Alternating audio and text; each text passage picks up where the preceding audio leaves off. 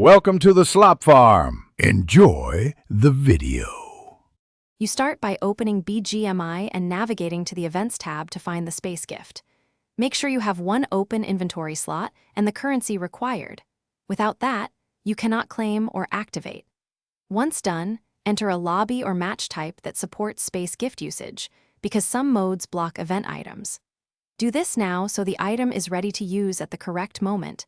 Timing here prevents lost rewards or failed activations.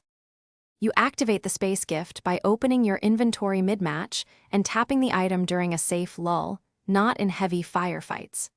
Confirm the prompts and choose the target zone quickly. The system will lock onto that selection.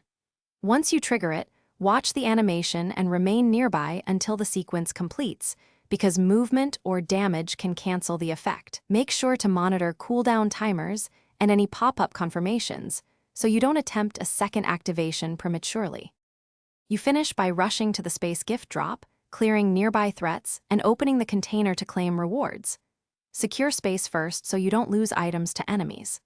Once claimed, double-check inventory capacity to ensure everything fit, then redistribute gear as needed.